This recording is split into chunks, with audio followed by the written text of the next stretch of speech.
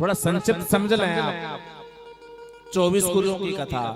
ये 24 गुरु प्रत्येक व्यक्ति को बनाने चाहिए। पहला गुरु पृथ्वी।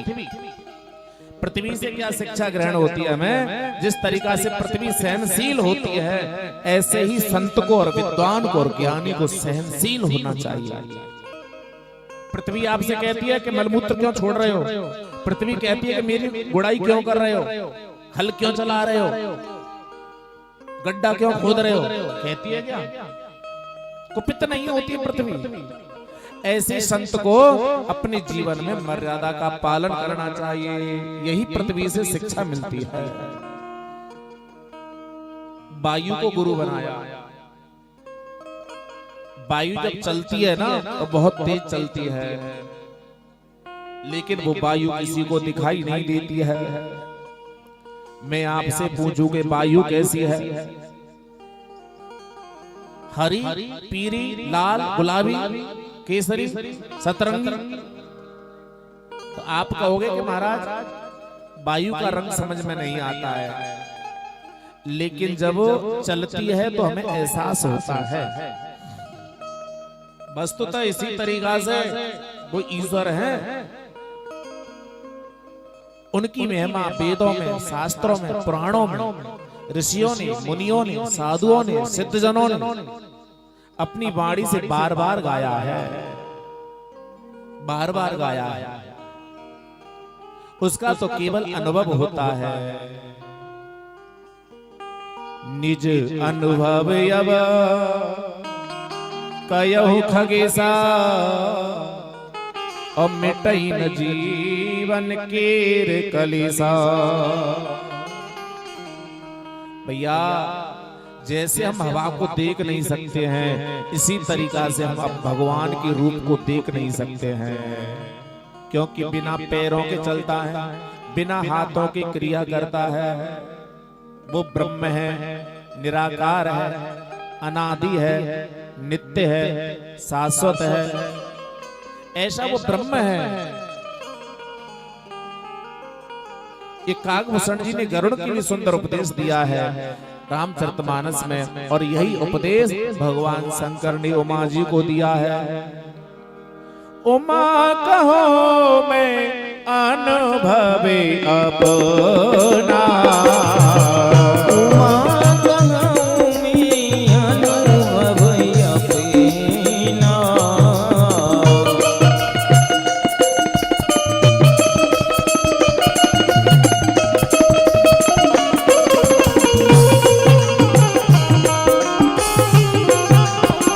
सते हर भजन जगत सब सपना, सते हर भजन जगत सब सपना, सते हर भजन जगत सब सपना, सते हर भजन जगत सब सपना।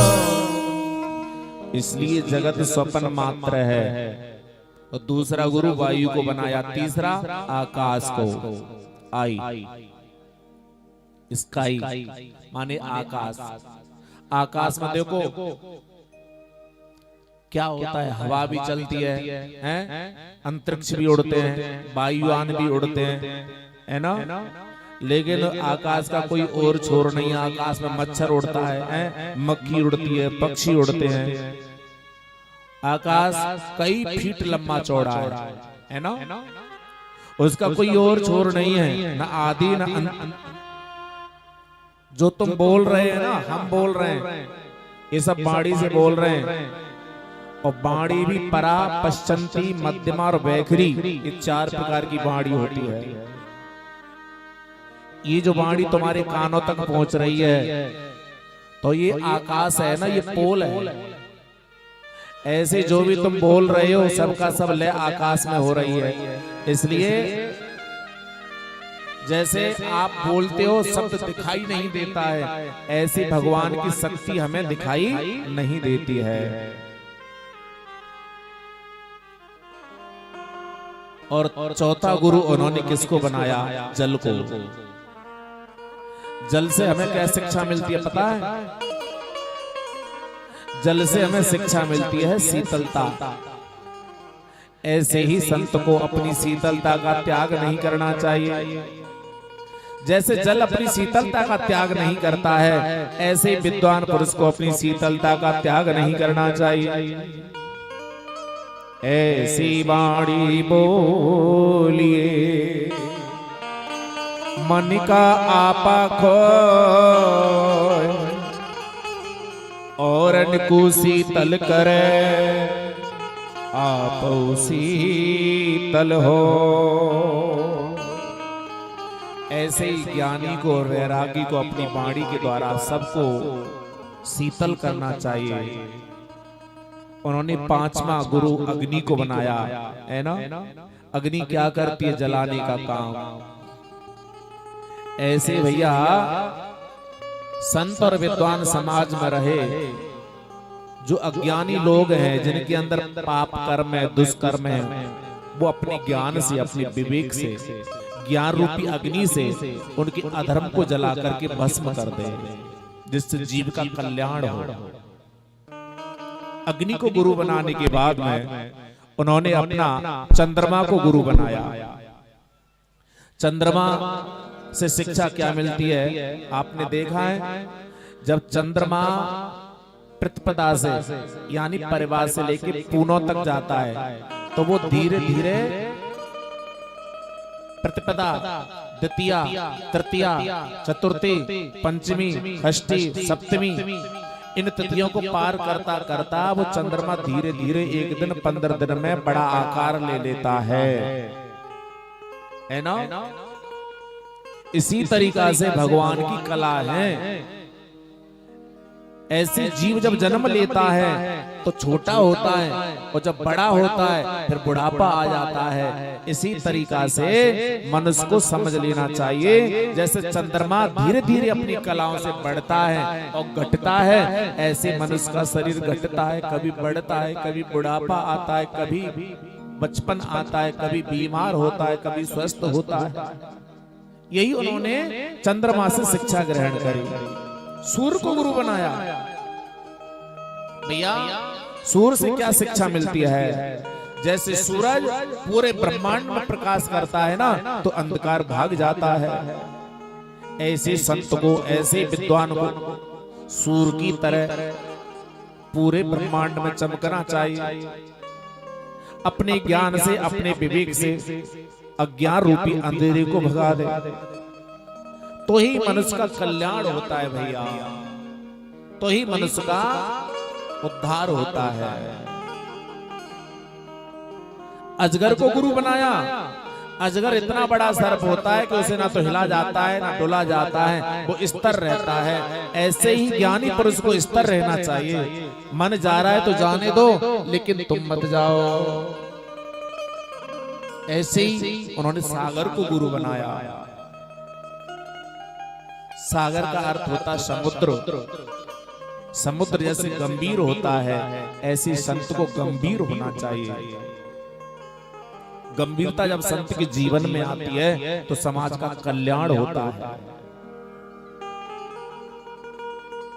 संत को सहनशील होना चाहिए। पतंगा को गुरु बनाया। पतंगा देखा है ना? बरसात में पतंगा जहां जाता है जहां प्रकाश होता है, और वही पतंगा उस दीपक के चौतरफा चक्कर काटता है। कभी अपनी पंखों से उससे झुलस जाता है, कभी मर जाता है ना। ऐसे ही भगवत प्रेमियों, संसार भी एक दीपक की तरह है, जो सुंदर दिखाई दे रहा है ना हमें, हम उससे जाते हैं, लगते हैं, लगाव रखते हैं। ये संसार रूपी दीपक है, और जीवात्मा रूपी पतंगा जब संसार के सौंदर्य की तरफ बढ़ता है ना, तो वो संसार में जल करके भस्म हो जाता है, और अपने आप में वो पतंगे की तरह जल के राख हो जाता है। उन्होंने भौरे को गुरु बनाया। भौरा क्या करता है? पुष्प से मकरंद लेता है ना। लेकिन भौरा जिस कमल पर बैठता है उसी में बंद हो जाता है। ऐसी भैया ये संसार भी कमल है, हम इसी में पैदा हुए और इसी में मर रहे हैं। लेकिन युक्ति भुक्ति किसी संत से जान लेनी चाहिए, तो ही हमारा जीवन कल्याण की तरफ जाएगा। मधुमक्खी को गुरु बनाया। मधुमक्खी क्या करती है? शहद इकट्ठा करती है ना? लेकिन शहद को कौन तोड़ के ले जाता है? कोई और। लेकिन मधुमक्खी कभी भी शहद इकट्ठा तो करती है, लेकिन अपने लिए नहीं, औरों के लिए। ऐसे ही संत को धन तो इकट्ठा करना चाहिए, अपने लिए नहीं, समाज के हित के लिए कर दे तो वो तो संत है। जो संग्रह करता है ना, वो असंत है। त्यागी पुरुष के लिए बताया है संत। कहिए तात सो परम विरागे, परम विरागे प्रण समशीत तीन गुण त्यागी। कहिए तात सो परम विरागी, परम विरागी प्रण समशीत तीन गुण त्यागी।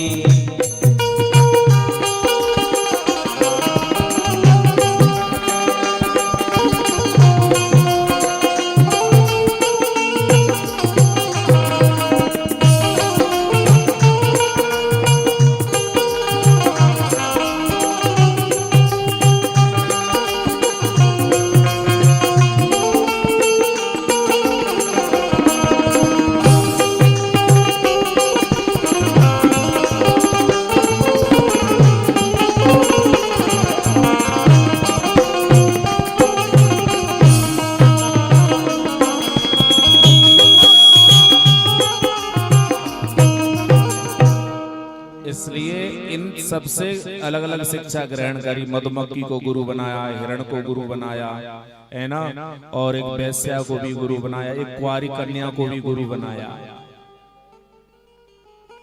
कुंवारी कन्या से संयम सीखा, चरित्र सीखा। सर्प को भी उन्होंने गुरु बनाया। जैसे सर्प फण मारता है, विषैला होता है, ऐसे मनुष्य भी एक सर्प की तरह है, उसके अंदर विशालापन है। किसी ने कुछ कह दिया तो उसको फुसकार मारता है, और उन्होंने लोहार को भी गुरु बनाया। लोहार देखा है ना, एक ऐरन होती है इतनी बड़ी, और हथौड़े से गर्म लोहे को पीटता है ना। अगर उस लोहार की दृष्टि थोड़ी हट जाए ऐरन पे से, तो हथौड़ा कहां पड़ेगा? आगे हाथ पे। तो लोहार से शिक्षा क्या मिली? एकाग्रता। अपना मन संसार से हटा करके भगवत कथा में, गुरु के भजन में, भगवान के भजन में संसार से हटा करके लोहार की तरह लगा दो। एकाग्रता है, इसलिए उन्होंने लोहार से ये शिक्षा ग्रहण करी। हाथी से क्या शिक्षा ग्रहण करी? हाथी को भी गुरु बनाया। हाथी होता है तो बड़ा जानवर है ना, लेकिन इस जानवर को पकड़ने के लिए क्या करते हैं? एक बड़ा गड्ढा खोदते हैं, उसको पाट देते हैं, कागज की अतनी बनाते हैं, फिर उस कागज की अतनी बनाकर गड्ढे के ऊपर रख देते हैं पाट करके। जब ओरिजिनल जंगल में हाथी आता है कि तो हथनी समागम करने के लिए, तो वही हाथी वहां गड्ढा में फंस जाता है और कागज की हथनी गिर जाती है। तो बस यही है व्यवहार। ये संसार ही क्या है? गड्ढा। हथनी और हाथी क्या है? जीवात्मा। विवेकी जन अगर इस संसार से बचना चाहते हैं तो भैया संसार के सौंदर्य की तरफ मत दौड़ो, तो तुम्हारा जीवन गर्त में नहीं जाएगा। और भैया उन्होंने एक और गुरु बनाया। किसको बनाया? वैश्या को भी गुरु बनाया उन्होंने। एक हिरण को भी गुरु बनाया। पता है हिरण कब पसता है? जब किसी संगीत की धुनी होती है ना, तो हिरण आंख बंद करके मुग्ध हो जाता है, उसको कोई भी पकड़ सकता है। और वैसे हिरण की नाभि में कस्तूरी विराजमान होती है, और वो कस्तूरी की सुगंध उसी में से आ रही, लेकिन दौड़ता है, रेगिस्तान में दौड़ता है। कि पानी की प्यास में दौड़ता है, ऐसे ही मनुष्य एक हिरण है, उसके अंदर उसकी नाभि में उसके हृदय में साक्षात भगवान की एक कस्तूरी रूपी नाम है। कस्तूरी कुंडल बसे मृग ढूंढे बनमा, ऐसे घट घट राम है दुनिया जानत ना। भैया उस ईश्वर को अपने हृदय में देखना है, इसलिए संसार रूपी सरोवर में रहो, ऐसा गुरु बनाओ जिससे तुम्हारा जीवन कृतज्ञ हो जाए। और इस तरीका से सूत जी ने ऋषियों के लिए, सुखदेव जी ने परीक्षित के लिए ये बड़ी सुंदर कथा सुनाई है। कहा कि महाराज और बताओ, इसलिए गुरु वही है। दत्तात्रेय महाराज ने 24 गुरुओं के द्वारा ये उपदेश देना चाहा कि गुरु वही है जो परमात्मा से मिला दे। एकम नित्यम विमलमचलम सार्वदे साक्षी भूतम भावातीतम त्रिगुण रहतम सद्गुरुम तम नमामि, सद्गुरुम तम नमामि। ब्रह्मानंदम परम सुगतम केवलम ज्ञान मूर्ति, द्वंद्वातीतम गगन सदृशम तस्मस्यादिलक्ष्यम।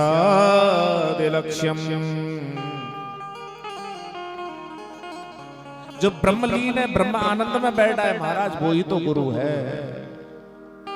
इसलिए भैया जब जीवन में गुरु का, बड़ों का, संतों का जब द्वार मिल जाता है ना, तो हमारा जीवन धन्य धन्य हो जाता है। जैसे गंगा में डुबकी लगाने से तुम्हारा मन पवित्र हो जाता है, ऐसे गुरु का सानिध्य करने से तुम्हारा मन, तुम्हारी बुद्धि पवित्र हो जाती है। इसलिए कहा है गुरु द्वारा मिला ज्ञान धारा मिली, है ना। ये गुरु की महिमा है। और इसी भजन के साथ साथ में जो हमारे आए हुए हैं कि भक्तगण